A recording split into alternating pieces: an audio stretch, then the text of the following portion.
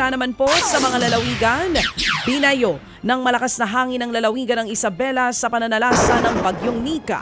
Sa lakas nga ng hangin, natuklap ang bubong ng ilang bahay at maging ng establishmento. May ilang residente na sinubukan pang talian ng mga bubong sa kasagsagan mismo ng bagyo. Halos matumba rin ang ilang puno at nabali ang mga sanga sa tindi ng hangin. May mga nagtumbahan ding poste. Nagkaroon din ng zero visibility sa ilang kalsada dahil sa lakas ng pag-ulan. Aabot sa halos 2,000 pamilya o mahigit 5,000 residente ang nagsilikas dahil pa rin sa bagyo. Matindi rin po ang hagupit ng bagyong Nika sa lalawigan ng Aurora. Pumambalang po ang mga nagkabali-baling sanga ng puno sa mga kalsada.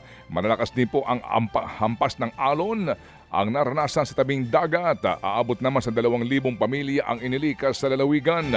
Ayon sa Provincial Disaster Risk Reduction and Management Office, nawalan po ng kuryente sa northern portion ng Aurora.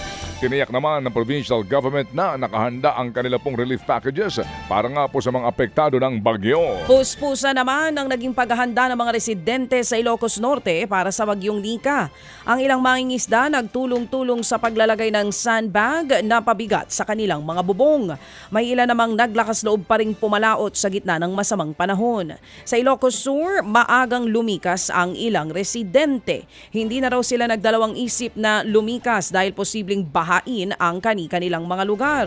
Sa datos ng Ilocos Sur PDRRMO, higit 300 pamilya o higit 1,000 individual ang pinalikas sa Ilocos Sur. May nakahanda ng food packs para sa mga bakwit.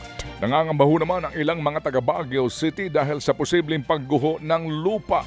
Kabilang sa mga natatakot ang mga nakatira malapit lang po sa mga lugar kung saan nagkaroon po ng landslide noong pong nagdaang bagyo. Ramdam na rin ang tuloy-tuloy na mga pag-ulan sa naturang lungsod. Ang ilang pasyalan po ay sinarhan muna sa publiko.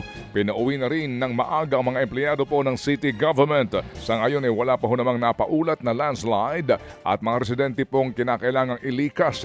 Doon po naman sa La Trinidad, Benguet, apektado po ng bagyo ang mga negosyo. Napilitan ng ilang magbubukid na mag-ani ng maaga para hindi masira ng baha ang kanilang mga tanim na gulay. Sa ibang mga balita, inilahad ni Vice President Sara Duterte na sa 2026 pa ito magdedesisyon kung tatakbo sa pagkapangulo sa taong 2028.